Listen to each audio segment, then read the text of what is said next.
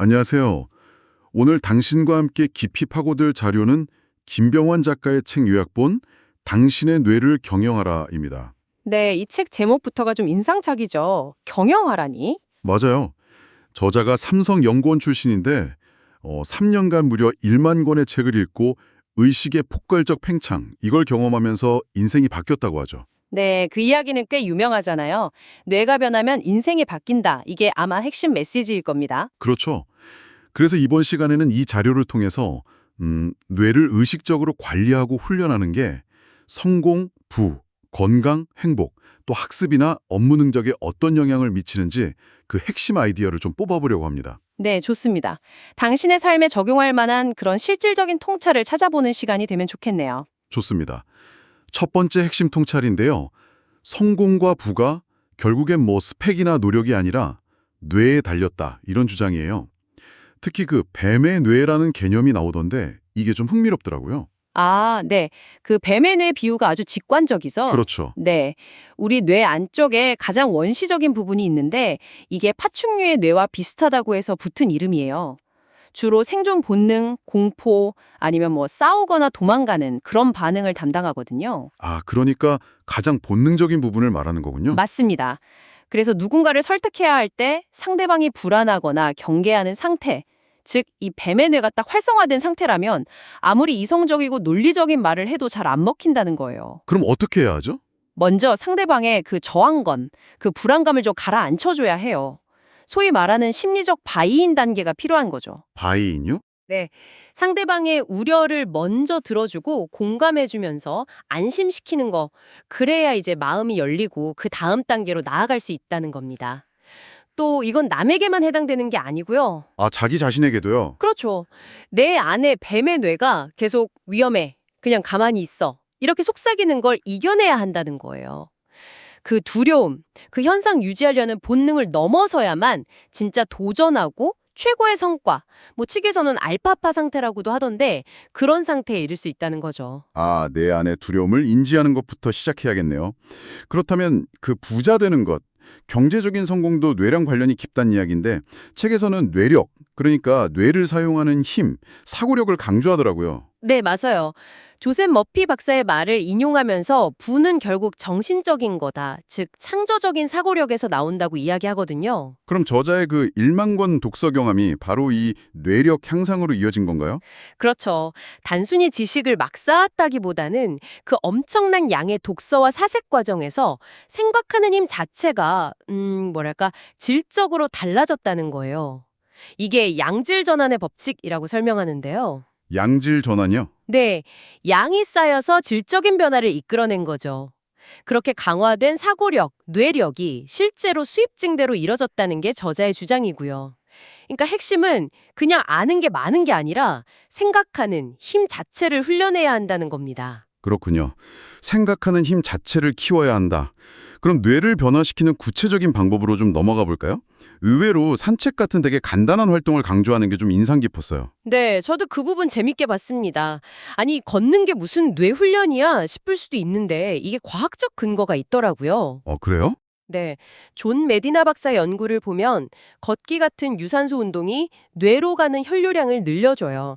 그리고 더 중요한 건 뇌 유래 신경 영양인자라고 영어로는 BDNF라고 하는 물질 분비를 촉진시킨다는 거예요. BDNF요? 그게 뭔가요? 이게 뇌세포 성장을 돕고 신경세포끼리의 연결을 강화시키는 단백질이에요. 그러니까 뇌의 학습 능력, 기억력, 적응력을 높이는데 아주 중요한 역할을 하는 거죠. 아하, 그러니까 걷는 게 단순히 몸만 건강하게 하는 게 아니라 뇌를 직접적으로 좋게 만드는 거군요. 그렇죠. 짧은 산책만으로도 효과가 있다고 하니까 대다른 운동 아니더라도 꾸준히 걷는 습관이 뇌에는 정말 좋은 보약인 셈이죠. 네. 건강뿐만 아니라 행복도 뇌랑 관련이 깊다고 하던데 뇌가 지루해지면 불행해진다. 이건 좀 충격적인데요. 네, 약간 그렇죠. 근데 생각해보면 그럴듯해요. 뇌는 원래 새로운 자극을 좋아하고 뭔가 배우고 도전하는 걸 즐기도록 설계됐다는 거예요. 아, 근데 매일 똑같은 일만 반복되고 아무런 변화나 재미가 없는 상태, 즉 뇌가 지루함을 느끼는 상태가 계속되면 그게 무기력감이나 우울감으로 이어질 수 있다는 지적입니다. 그럼 반대로 뇌를 즐겁게 해줘야 행복하다는 거네요. 네, 바로 그거죠.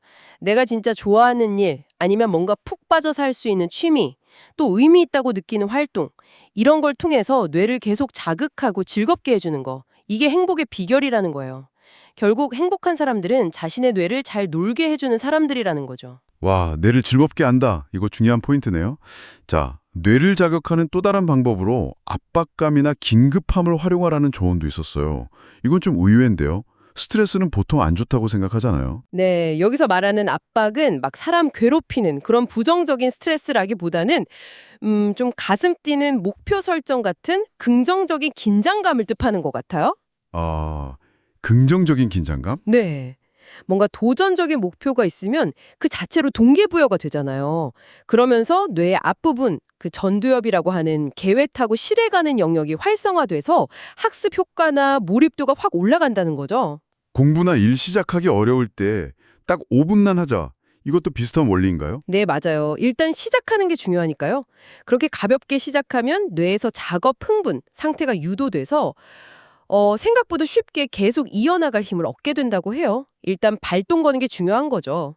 그렇군요. 그럼 업무에서 긴급함을 활용하라는 건 뭐 마감 시간을 좀 일부러 짧게 잡거나 그런 건가요? 파키슨 법칙 생각나네요. 정확합니다. 일이 주어진 시간을 다 채우도록 늘어난다는 게 파킨슨 법칙이잖아요. 네. 그러니까 시간이 너무 넉넉하다고 꼭 좋은 결과가 나오는 건 아니라는 거죠. 오히려 적당한 긴장감, 약간의 긴급함이 우리 몸에서 아드레날린 분비를 촉진해서 집중력이나 처리 속도를 높여준다는 겁니다. 의도적으로 마감 시간을 좀 타이트하게 잡는 게 때로는 훨씬 효율적일 수 있다는 거죠. 아, 위기 상황에서 오히려 능력이 발휘되는 그런 거랑 비슷하네요. 네, 그런 맥락이죠. 평소에 뇌를 이렇게 좀 단련해 두면 예상치 못한 위기가 닥쳤을 때 좌절하기보다는 오히려 이걸 도약의 기회로 삼을 수 있는 그런 정신적인 힘, 회복 탄력성 같은 게 길러진다는 이야기입니다. 와, 들어보니까 결국 핵심은 그거네요. 우리 뇌가 그냥 딱 정해진 게 아니라 우리가 어떻게 마음 먹고 관리하고 훈련하느냐에 따라서 얼마든지 바뀔 수 있는 존재라는 거. 네, 맞습니다. 진짜 중요한 포인트예요. 이 자료가 궁극적으로 전하려는 메시지는 바로 주체성을 되찾으라는 것 같아요. 주체성이요? 네. 당신에게는 당신의 뇌를 그냥 내버려 두는 게 아니라 적극적으로 경영하고 발전시킬 힘이 있다는 겁니다. 그래서 평범한 상태를 넘어서 저자가 말하는 초의식 상태, 그러니까 자신의 생각이나 감정, 행동을 더 깊이 알아차리고 의도적으로 조절하면서 삶을 원하는 방향으로 이끌어가는 그런 높은 수준의 의식 상태에 도달할 수 있다는 거죠. 그게 삶의 모든 영역을 바꾸는 근본적인 변화를 가져온다는 말씀이시군요. 네, 그렇다고 주장하는 거죠. 오늘 이야기가 당신의 뇌 경영에 대해 한 번쯤 다시 생각해보는 계기가 되었으면 좋겠습니다. 자, 마지막으로 당신에게 던지는 질문입니다. 저자는 1만 권 독서라는 엄청난 방법으로 뇌를 바꿨지만 우리 대부분은 좀 어렵잖아요. 그렇죠. 현실적으로. 네, 오늘 나눈 이야기들 중에서 당신의 뇌를 조금이라도 더 의식적으로 자극하고 훈련하기 위해서 이번 주에 당장 한번 시도해볼 수 있는 아주 작은 행동, 딱 한 가지만 꼽는다면 무엇일까요? 한번 생각해 보시면 좋겠습니다.